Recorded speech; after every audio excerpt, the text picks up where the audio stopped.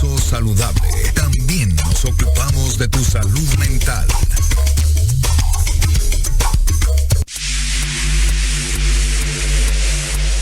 Cuatro de la tarde con 33 minutos de este día 5 del mes de septiembre del año 2023, la temperatura 29 grados centígrados, y ya se encuentra conmigo a la distancia y le agradezco enormemente el tiempo para esta charla, la maestra Diana Iris Tejadilla Orozco.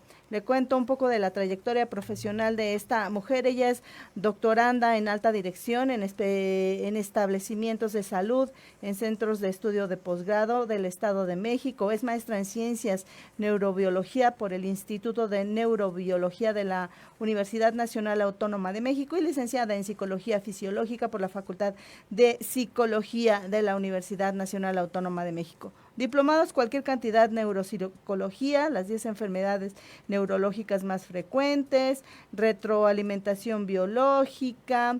También se ha desempeñado como directora de normatividad y vinculación institucional y como directora de modelos de atención en salud mental.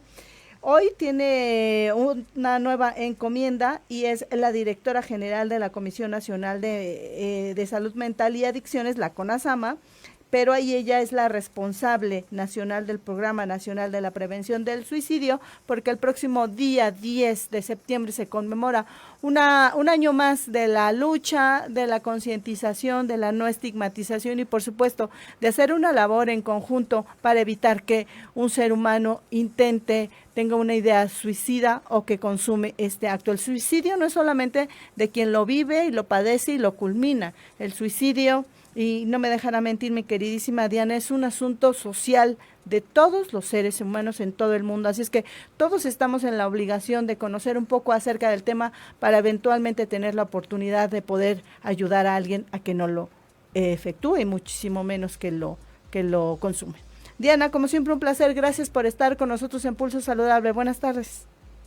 Hola Lilian, muchísimo gusto de estar contigo y con todo tu auditorio y muy a la orden para cualquier inquietud que pueda tener tu auditorio respecto a la prevención del suicidio. Claro, veía ayer muy interesante la participación que tuviste. Estaban en Acapulco, si mal no ubico, en esta conmemoración, ¿no?, que se hizo a nivel nacional, justamente sobre lo que se va a hacer toda esta semana en pro de la concientización y del conocimiento y de la detección oportuna de este suicidio, que desafortunadamente en México no es peccata minuta.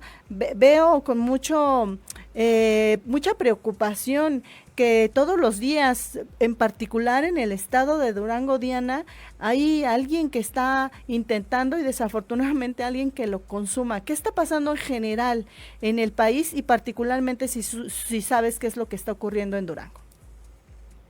Sí, bueno, hay diversos temas que a mí me gustaría mencionar. Claro. Como tú lo decías hace un momentito, el suicidio es un problema de salud pública. ¿Qué quiere decir esto? Que va a afectar a todos los individuos, que va a tener un impacto que se puede medir y que se puede detectar, y que además hay acciones que tenemos que hacer todos como mexicanos, no nada más el sector salud, todos somos responsables, así como todos somos responsables de las niñas, niños y adolescentes de este país. Entonces, en este sentido, sí, justamente hemos estado haciendo un gran esfuerzo, primero, para que en México pueda haber un programa nacional y que las formas de abordar este problema de salud pública puedan ser homologadas. O sea, que todas las unidades de salud, no nada más las de salud mental, puedan tener la información para saber qué hacer cuando llega una persona con esta problemática. Claro. Hay una tarea que todos poco a poco tenemos que ir haciendo, y las metas que tenemos en salud mental son a mediano y a largo plazo. ¿Por qué? Porque implica el cambio o la modificación de una forma de pensar, el disminuir los estigmas, para poder entender, para que, como se dice coloquialmente, que nos caiga el 20, que el suicidio no es una enfermedad propiamente, sino que es un conjunto de factores de riesgo y una falta de factores protectores. Por ejemplo, algunos de los factores de riesgo más persistentes es que haya abuso sexual en la infancia. También el que tengamos un familiar muy cercano, padres, hermanos, que puedan haber tenido algún intento, el que tengamos una herencia también de depresiones, el que haya maltrato, tanto físico como mental, emocional, son factores, el consumo de sustancias. No quiere decir que porque ocurra eso vamos a suicidarnos, pero sí son factores de riesgo que se pueden ir sumando y por eso es que todos los mexicanos tenemos que tener la información. ¿Para qué? Para darnos cuenta de nuestros factores protectores y potenciarlos y para disminuir esos factores de riesgo. A veces un tema muy importante en este sentido es que minimizamos o invalidamos las emociones de los demás. En México castigamos las emociones tanto agradables como desagradables. Por ejemplo, damos un poquito más de permiso a que las mujeres expresen sus emociones, entre comillas, de debilidad. El llorar, el hablar de lo que sienten o lo que piensan es un poquito más aceptado, pero es castigado que una mujer muestre emociones de enojo o algunas emociones un poquito más fuertes. Por el otro lado, es muy castigado que un hombre o que un niño llore, Claro. que muestre este lado vulnerable o este lado un poco más tierno, digamos. Eso no puede ser que de pronto tenga pues movimientos o actitudes o conductas o pensamientos a las que socialmente les denominamos femeninas.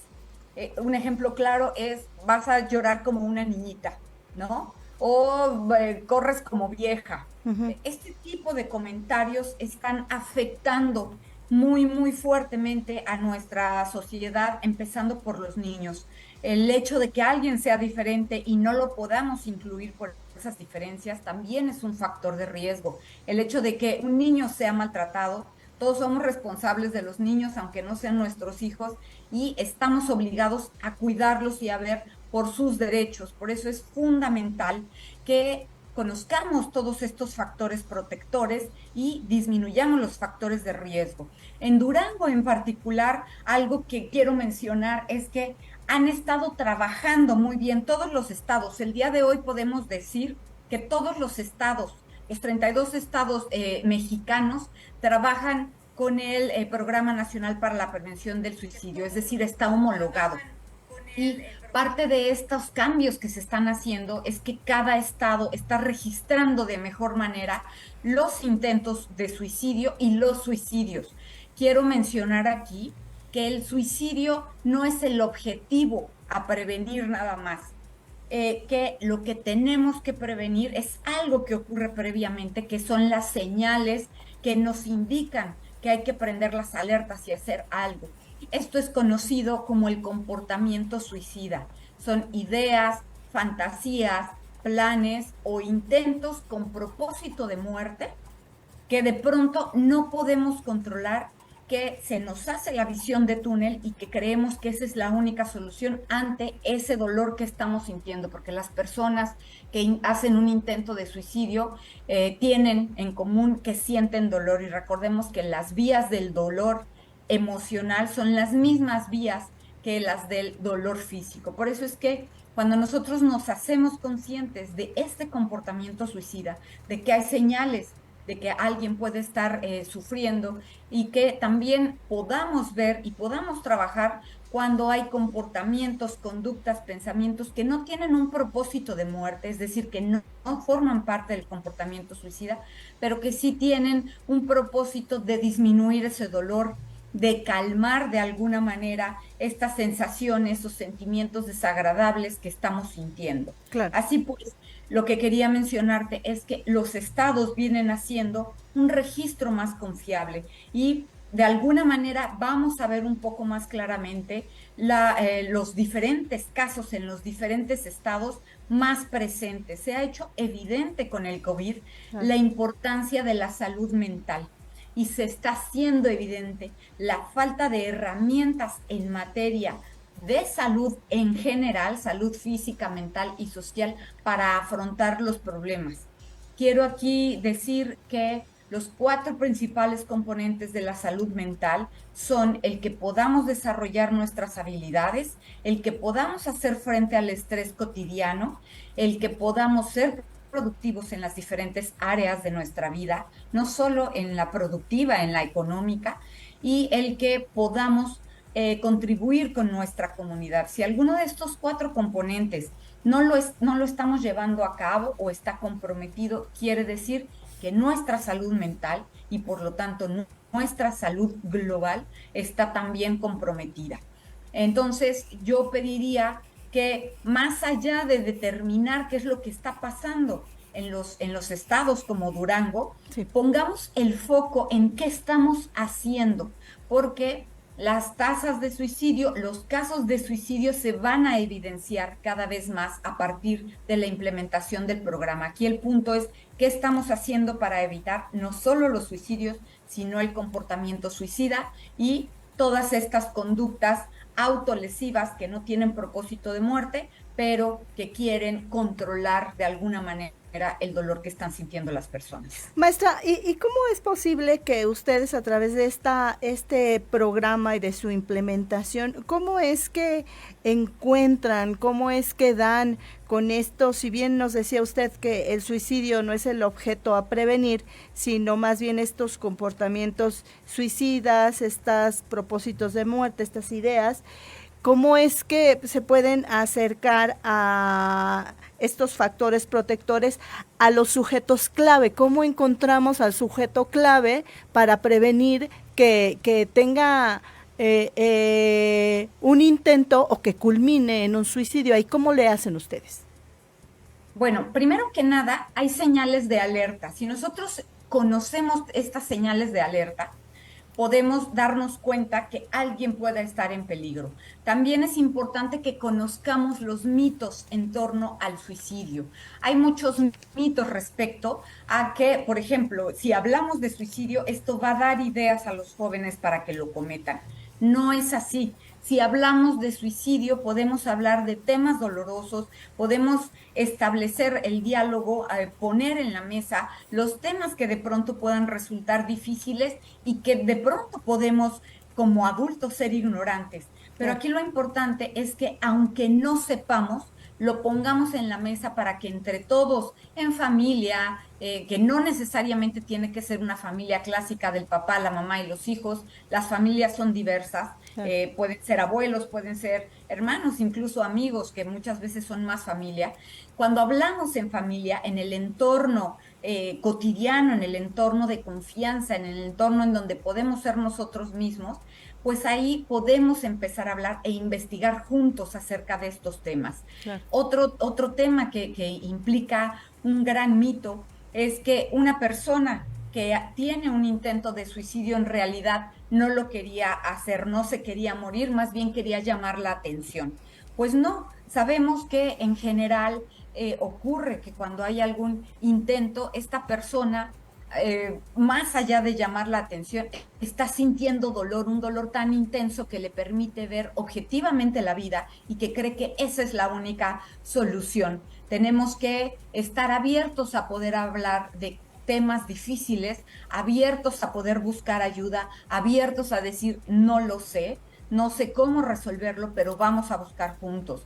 Este tema también de que los hombres tienen que ser fuertes siempre y en todo momento y que no pueden mostrar debilidad ante nadie, ese es otro tema que es un mito en torno al suicidio porque no nos permite abrirnos. O cuando las mamás tienen que ser fuertes ante los hijos, esto es verdad, pero mostrar emociones y gestionar las emociones también es fortaleza, también es valentía, y no nos damos cuenta de que también se vale como papá, como mamá, como figura de autoridad con los niños, llorar y mostrar las emociones para enseñar a los niños a consolarnos, para enseñar a los niños a que eso también es posible y se vale, pero sobre todo para buscar ayuda cuando a mí ya se me desbordó esta capacidad de resolver los problemas que implica la salud mental.